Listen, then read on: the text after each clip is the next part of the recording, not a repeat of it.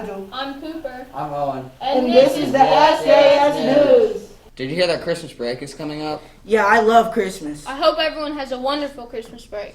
Yeah, me too. Did you hear about the Feast of St. Nicholas? Yeah, I heard it was on Tuesday, December 6th. I hear he puts candy in people's shoes. That's really neat. St.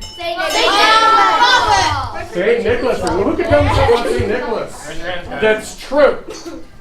And be careful because Mr. Khan's listening.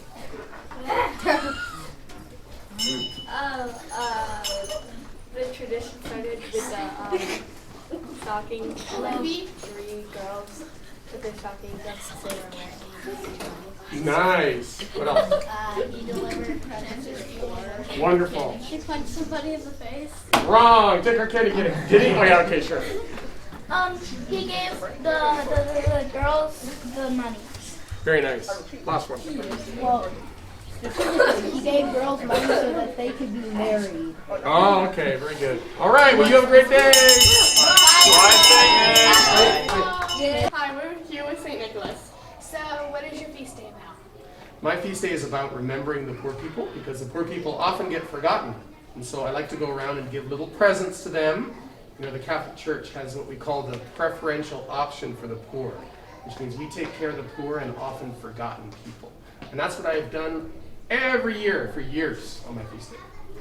Is it true that you put candy canes in our shoes? I'm not surprised you ask. Yes, it's true, I do put candy canes. Now, notice that for the children that are really good, they get very large candy canes, and the children that are only sort of good, they get little size, and medium size, and then the children that could do better get little tiny candy canes. So depending on how your candy cane is, that'll tell you how good you've been.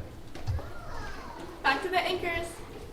The Feast of Our Lady Guadalupe is coming up. Yeah, it was registered on December 12th, 1531.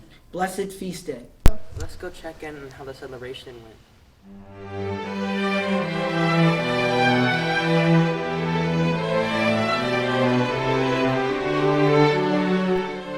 We're doing Jesse Tree this year. The 8th graders are making Christmas ornaments. That's really awesome. The story of creation. The ornament is the earth. God created the heavens and the earth out of nothing, and all that was on earth in 6 days. He created light and darkness, waters and seas, dry land, plants, trees, insects, fish, birds, animals, and all the living creatures. And then God created man and woman. God then rested on the seventh day and blessed it. God created the first man named Adam from the dust of the earth and breathed life into him. God placed Adam in a beautiful place called the Garden of Eden, also called Paradise. Then he created the first woman named Eve from the rib from Adam's side to be his wife. Adam and Eve are the first parents of all people in the world. Abraham, the patriarch, and Sarah, his wife. The ornament is a field of stars. About 10 generations after Noah, Abram was born. God told Abram to leave his country and relatives and go to a new land.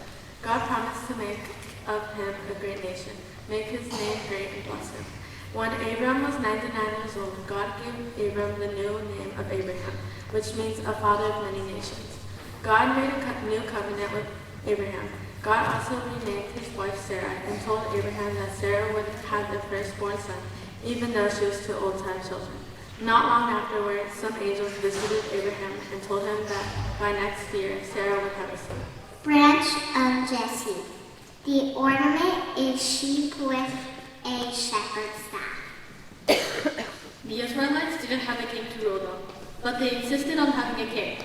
So Samuel the prophet anointed Saul as the first king because he heard God tell him to do so. King Saul, however, disobeyed God's commands and lost favor with God.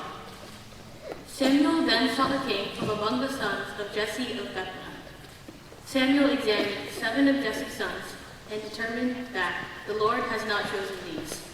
He asked Jesse if he had another son.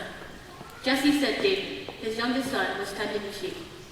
Samuel asked for David, and when he came, the Lord said, "Rise and anoint him, this is the one." Samuel anointed him without ceremony. The birth of Jesus Christ. The ornament is a baby Jesus in the manger. On the first Christmas day, Jesus, the promised Messiah, was born as was foretold by the prophets over the centuries before. Jesus was born in a cave where animals were housed, because when Joseph and Mary arrived in Bethlehem for a census, there was no room for them to stay at the inn. Mary wrapped Jesus in swaddling clothes and laid him in a manger. After the angels left, the shepherds went to Bethlehem to see what had happened. They hurried and found Mary and Joseph with baby Jesus. They told many people that what the angels had told them and what they had seen. People who heard about it were in wonder about these things. The shepherds returned, praising and glorifying God for all they had seen and heard. Mary kept all these things in her heart and pondered them. What is the tree doing there? This is the Jesse tree. What is that? The Jesse tree is based after a person named Jesse, who was a biblical figure. Isn't Jesse an ancestor of Jesus? He is. So what happened was, generations before Jesus was even born, God was preparing the world for him to come. And so what happened was, we took all the stories from that and translated them into symbols, and then we put the symbols onto the Jesse tree. The Jesse tree seems very important. Is the Christmas tree and Jesse tree different things? They are very different things, and it is very important. Okay. Merry Christmas!